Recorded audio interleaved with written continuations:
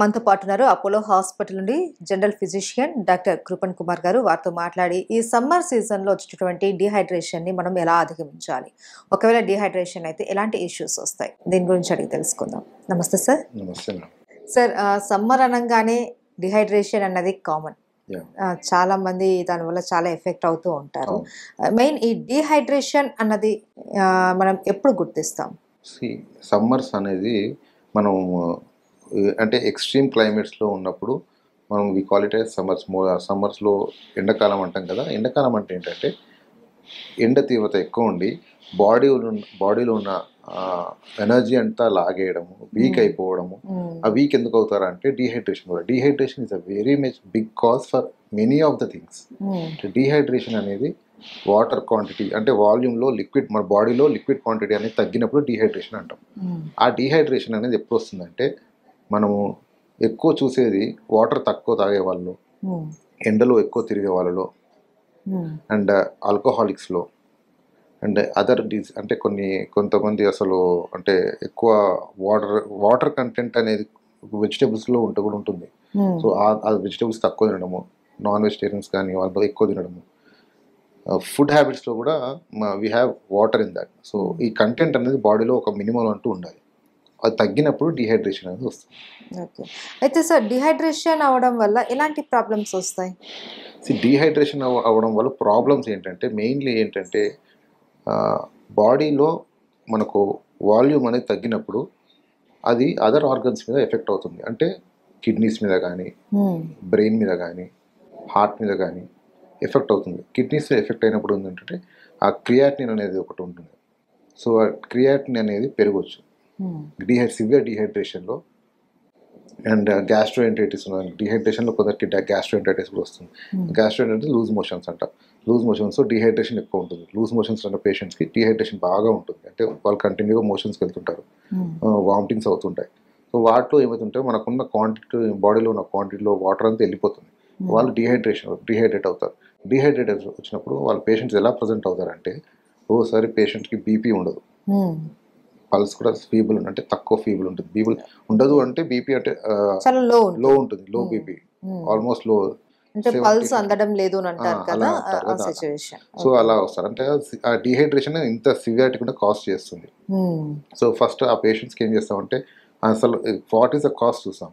ఇప్పుడు గ్యాస్ట్రోఎంటరైటిస్ అంటే loose motions, vomitings ఉన్నాయనుకో, వాళ్ళకి లాస్ ఎక్కువ ఉంటుంది, వాటర్ లాస్ ఎక్కువ ఉంటుంది. ఫస్ట్ వాళ్ళకు ఫ్లూయిడ్స్ ఇస్తాం. కొందరు ఫ్లూయిడ్స్ ఇవ్వగానే పికప్ అయిపోతారు. డీహైడ్రేట్ షాక్లో కూడా వస్తారు. అంటే షాక్ అంటే ఏంటి, బీపీ ఉండదు, పల్స్ ఫీబుల్ ఉంటుంది, మాట్లాడలేరు, కంప్లీట్లీ యూరిన్ రాదు, యూరిన్ అసలు బయటికి యూరిన్ పాస్ ఉంటుంది, పాస్ చేయరు 1 డే నుంచి కానీ లేకపోతే హాఫ్ డే. సో డీహైడ్రేషన్ వల్ల ఇవన్నీ. సో దీన్ని acute gastroenteritis due to renal failure అంటాం. Acute renal failure, not chronic, acute renal failure. Acute gastroenteritis due to acute renal failure అని అంటారు. అంటే ఏంటంటే కిడ్నీ మీద భారం పడుతుంది. కిడ్నీస్ అనేది మనకు ఫంక్షన్ సరిగ్గా ఉంటేనే మొత్తం యూరిన్ అంతా బయటికి వెళ్తుంది. సో కిడ్నీస్ మీద ఎఫెక్ట్ అంటే డీహైడ్రేట్, వాటికి కావాల్సినంత వాటర్ షింక్ అయిపోయి యూరిన్ బయటికి వెళ్ళదు. So that is serious case. అట్లాంటప్పుడు పేషెంట్స్ని అడ్మిట్ చేసుకొని ఫ్లూయిడ్స్ ఇస్తాం. ఫస్ట్ ఫ్లూయిడ్ మేనేజ్మెంట్ అనేది చాలా చాలా ఇంపార్టెంట్ ఈ పేషెంట్స్లో. ఎక్కువ ఇవ్వద్దు, తక్కువ ఇవ్వద్దు. ఎక్కువ ఇస్తే కూడా వేరే ప్రాబ్లమ్స్ వస్తాయి. సో ఫ్లూయిడ్ ఎంత లాస్ ఉంది, ఎంత ఇవ్వాలి, ఒక మేనేజ్మెంట్ ఉంటుంది మాకు. దాని ప్రకారం ఫ్లూయిడ్స్ ఇస్తాం. ఫ్లూయిడ్స్ ఇచ్చిన తర్వాత పేషెంట్ రికవర్ అవుతారు. కొందరు 1-2 days తర్వాత కూడా వస్తారు హాస్పిటల్కి. యూరిన్ రాదు, మోషన్స్ అవుతుంటాయి, వామిటింగ్స్ అవుతాయి, రారు. సమ్మర్లో ఎస్పెషల్లీ. వేరే సీజన్స్లో we do not see such severity, but in summers we see such severity. They come in complete shock. కొందరు రికవర్ అవుతారు ఫ్లూయిడ్స్, యంగ్ పేషెంట్స్ కానీ, లేకపోతే కొందరు రికవర్ అవుతారు. ఓల్డ్ పేషెంట్స్ కానీ, ఇమ్యూనో కాంప్రమైజ్డ్ పేషెంట్స్ ఉంటారు కొందరు. అంటే వేరే జబ్బులు వచ్చిన వాళ్ళు, టీబీ కానీ, హెచ్ఐవి కానీ, హెపటైటిస్ ఇట్లాంటి పేషెంట్స్ రికవర్ అవ్వడం కొంచెం సిక్ ఉంటారు. వాళ్ళు చాలా సిక్ ఉంటారు, ఇమ్యూనిటీ ఆల్రెడీ కాంప్రమైజ్ ఉంటుంది. వాళ్ళ పేషెంట్స్ ఫ్లూయిడ్స్ ఇచ్చినా రాదు. అట్లాంటప్పుడు ఇంకా బీపీ పెంచడానికి వేరే కార్డియాక్ డ్రగ్స్ ఇస్తాం, అవి ఇస్తాం. ప్లస్ ఐసీయూలో అడ్మిట్ చేస్తాము. సో కొన్ని టెస్ట్ ఉంటాయి, ఆ టెస్ట్ చేసుకుంటాం. ఎలక్ట్రోలైట్ టెస్ట్ అంటారు, క్రియాటినిన్ టెస్ట్ అంటాము. సో ఇవన్నీ టెస్ట్ చేస్తాం. ఆ టెస్ట్ని బట్టి వాళ్ళకి ట్రీట్మెంట్ అనేది జరుగుతుంది. So dehydration is always very serious. Per day every person, అది మేల్ అయినా ఫీమేల్ అయినా, మినిమల్ 3 to 4 liters తీసుకోవాల్సిందే వాటర్. అంటే కొందరు పేషెంట్స్ ఉంటారు, కార్డియాక్ పేషెంట్స్ కానీ, లేకపోతే లివర్ కిడ్నీ పేషెంట్స్ కానీ వీరికి లిమిటేషన్స్ ఉంటాయి, ఫ్లూయిడ్ ఎక్కువ తీసుకోవద్దు. కానీ నార్మల్ పేషెంట్ ఏవి జబ్బు లేని వాళ్ళు మాత్రం మినిమం 3 to 4 liters కంపల్సరీ తాగాల్సిందే. వాటర్ తీసుకోవాలి, వాటర్ ఆర్ లిక్విడ్ ఏదైనా సరే లిక్విడ్ 4 liters తీసుకుంటే that is the best. Okay. కొందరు పేషెంట్స్, అందరికి కాదు, కొందరు పేషెంట్స్ ఉంటారు అంటే కిడ్నీ ప్రాబ్లం పేషెంట్ వాళ్ళు మాత్రం limited dialysis patients and cardiac patients. Cardiac patients కూడా ప్రాబ్లం ఉన్న వాళ్ళకి లిమిటెడ్గా తీసుకోవాలి, కంటిన్యూగా తీసుకోవాలి. మనం 4 liters అలా తీసుకోవాలి. సార్ చాలా మంది ఈ డిహైడ్రేషన్ అయ్యి పడిపోయారు, ఏం చేయాలో ఏమో తెలియదు అనేసి అంటూ ఉంటారు. ఫస్ట్ ఆఫ్ ఆల్ డిహైడ్రేషన్ అయిన వ్యక్తి పడిపోతే మనం ఏం చేయాలి? ఫస్ట్ పడిపోయిన వెంటనే మనము అతనికి నోట్లో నుంచి పడిపోయాడు అంటే అతని గొంతులో నీళ్ళు పోయడం అట్లాంటివి చేయొద్దమ్మా. ఓకే. ఫస్ట్ హాస్పిటల్కి తీసుకోవాలి, నియర్ బై హాస్పిటల్ తీసుకొచ్చి ఐవి ఇంజెక్షన్స్ ఇచ్చి ఐవి లైన్ పెట్టి ఇంజెక్షన్స్ ఇస్తాం, ఫ్లూయిడ్స్ ఇస్తాం, రీహైడ్రేట్ చేస్తాం. డీహైడ్రేషన్ రీహైడ్రేట్ చేస్తాం. So that will take at least 3 to 4 hours. Body మొత్తం దగ్గరికి వచ్చేస్తుంది వాటర్ లేకుండా.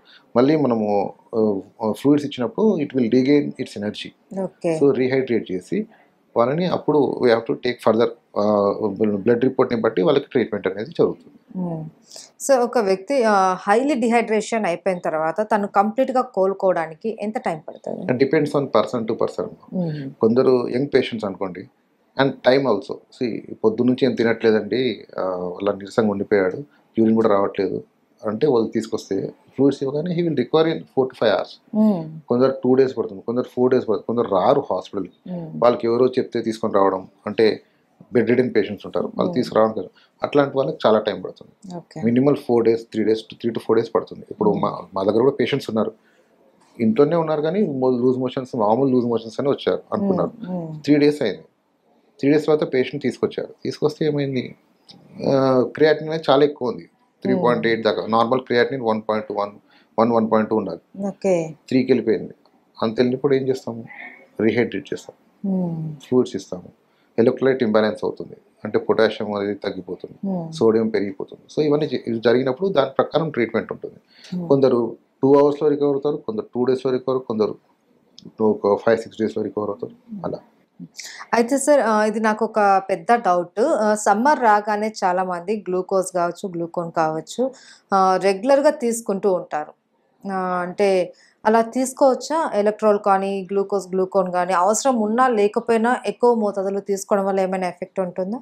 గ్లూకోజ్ అనేది we don't recommend daily to take glucose. అవసరమంత వరకే తీసుకోవాలి. ఏదైనా ఎక్స్ట్రీమిటీ అనేది it will cause side effects. ఇప్పుడు ఓఆర్ఎస్ ప్యాకెట్స్ ఉన్నాయి, లేకపోతే గ్లూకోజ్ ఏవైనా ఎనీథింగ్ మీరు ఎక్కువ తీసుకుంటే దానివల్ల సైడ్ ఎఫెక్ట్స్ కూడా ఉంటాయి. ఎంత తీసుకోవాలో అంతే తీసుకోవాలి. కొబ్బరి బొండం కానీ ఏదైనా సరే, కొబ్బరి బొండం రోజు ఒక పేషెంట్ రోజు కొబ్బరి బొండం తాగుతున్నాను సార్ 1 month నుంచి అని వచ్చాడు. ఏంటి అంటే నాకు కొంచెం వీక్నెస్ ఉంది, కాలు టైట్, చూస్తే పొటాషియం 6 వరకు ఉంది. So everything has its own side effects. So everything should be taken in limit way. మనకు అవసరం అంతనే. కొబ్బరి బొండాలు రోజు తాగిన ప్రాబ్లమే, ఓఆర్ఎస్లు ప్యాకెట్స్ రోజు తాగిన ప్రాబ్లమే, అండ్ మీరు ఇంకా షుగర్ కేన్ జ్యూస్ రోజు తాగిన ప్రాబ్లమే. ఏదైనా ప్రాబ్లం ఎక్కువ లిమిట్ వరకే ఉంటుంది. షుగర్ కేన్ జ్యూస్ సమ్మర్ రాగానే అందరు sugar cane, no, you can take in a limit way, not that you have to take every day. Okay, right. So చాలా క్లియర్గా తెలియజేశారు మాకు అసలు డిహైడ్రేషన్ వచ్చినప్పుడు మనం ఏం చేయాలి, ఎలాంటి జాగ్రత్తలు తీసుకోవాలి అని అన్నది. థ్యాంక్ యూ సో మచ్ అండి. Thank you.